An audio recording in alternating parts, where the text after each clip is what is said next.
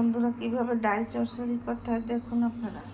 আমি এখানে ডাল ভালো করে ধুয়ে নিয়েছি। এখানে পেঁয়াজ রসুন কুচি করেছি, আর একটা তেজপাতা আর কাঁচামরিচ ভেঙে দিয়েছি। এই সামান্য উপকরণে ডাল চচ্চড়ি বানানো হয়ে যাবে। এখানে আমি চুলা ধরিয়ে কড়াই দিয়ে দিয়েছি। কড়াইতে 1 টেবিল চামচ তেল দিয়ে দেবো।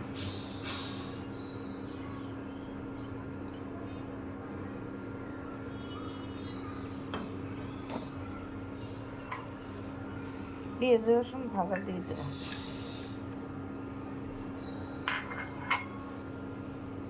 দুই মিনিট পর ফিরে আসি। 2 মিনিট পর ফিরে আসি। আমার পেঁয়াজ রসুন ভাজা বাদামি কালার হয়ে গেছে। এখানে আমি জল গরম দিয়ে দিয়েছি। জল গরম প্রায় হয়ে গেছে। তার মধ্যে এখন মরিচের তেজপাতা দিয়ে দেবেন, ডাল দিয়ে দেবেন।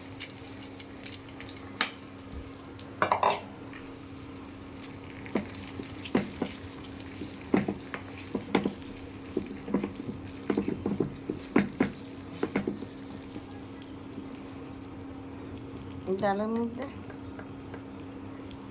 সামান্য হলুদের গুঁড়ি দিয়ে দিতে হবে, বেশি না দিলেও চলবে।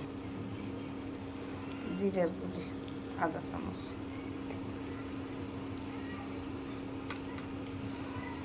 ধনের গুঁড়ি আধা চামচ,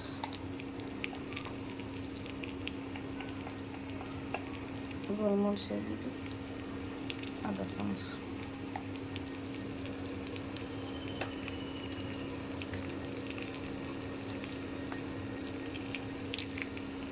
লবণ আধা চামচ দিয়ে এটাকে ডালের সাথে একসাথে করে একটু ভাজা ভাজা করতে হবে।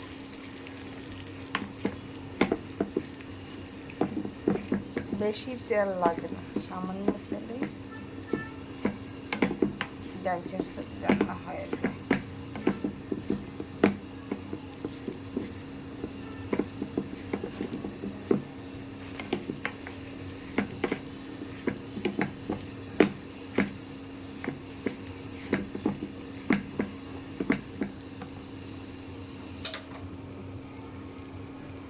ডাল ভাজা ভাজা হয়ে গেছে। এখন গরম জল দিয়ে দেন। গরম জল দিলে ভালো হয় ডাল।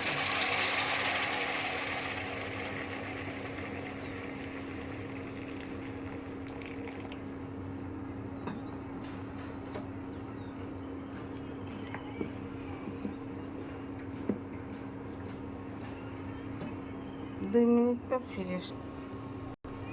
2 মিনিট পর ফিরে আসছি। ঢাকনা দিয়ে ঢেকে রেখেছিলাম, ঢাকনা তুলে দেবো। আমার ডাল সেদ্ধ হয়ে গেছে। এখন ভেঙে দিতে হবে এইভাবে।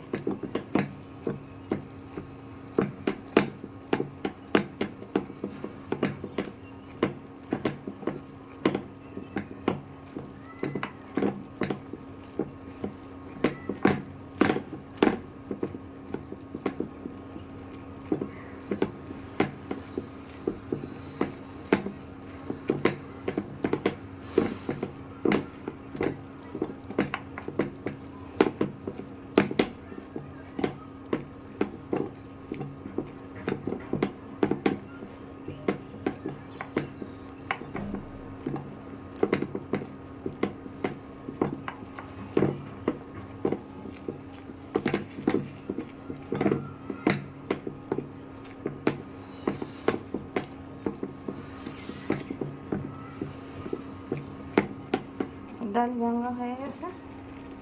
এখন সামান্য একটু গরম জল দিয়ে দিলাম।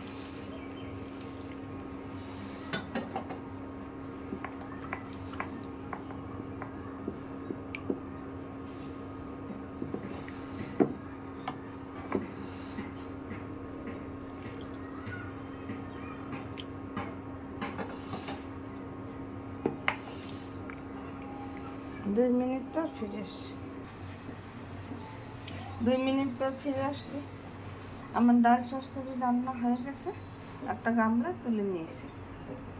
আপনারা এইভাবে ডাল চচ্চড়ি তৈরি করে খেয়ে দেখবেন, খেতে অনেক সুস্বাদু লাগবে। সুন্দর সুন্দর ভিডিও পেতে আমার চ্যানেলটাকে সাবস্ক্রাইব করে লাইক কমেন্ট শেয়ার করে পাশে থাকুন। ধন্যবাদ।